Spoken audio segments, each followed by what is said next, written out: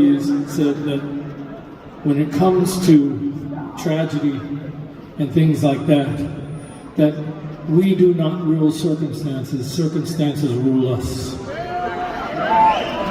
Now, when I was a little kid, growing up across the bay over here in Staten Island, I never ever imagined that my time would come where I would be thrust into a situation where I had no control over.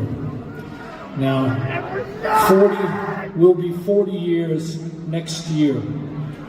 There was a situation that happened, and it was called the PMRC.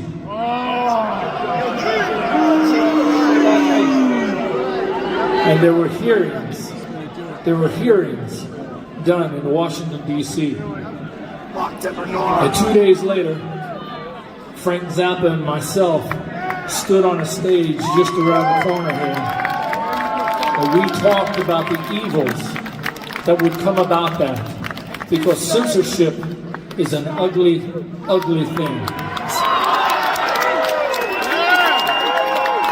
And it ain't just in music. It happens in all forms of life. Now, down the street here in Lower Manhattan, there's a chapel down there, and it's called the St. Paul's Chapel. We now know it as the chapel from 9/11.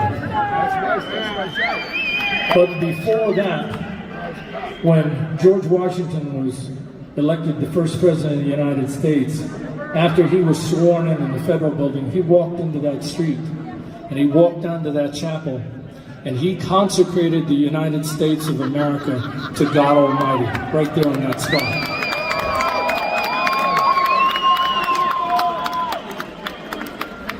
The very first amendment of our Constitution guarantees freedom of speech.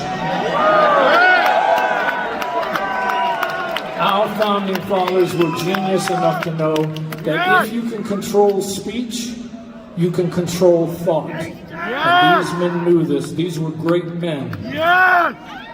Fast forward a couple of hundred years, 250 almost.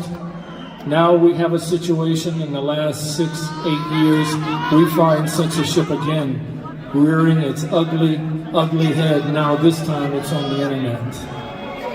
And it's affecting every single one of us. Tonight, you may not be aware, but right next door to us over here in the garden, there is a man who has undergone attempt after attempt, assassinations on his life, and this man has stood up for this country. He's right next door right now at the garden.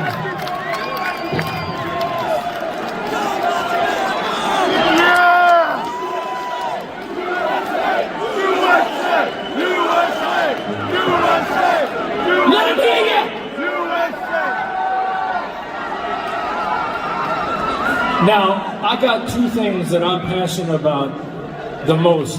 One of them is that freedom of speech. And the other one is about being a patriot. Because I'm here to tell you, I don't care if you're Republican, Democrat, Independent, you need to be a patriot of this country. I am willing to die for this country. I believe in it that much, and that man next door, he believes in it too. I only got one more thing to say before we go, because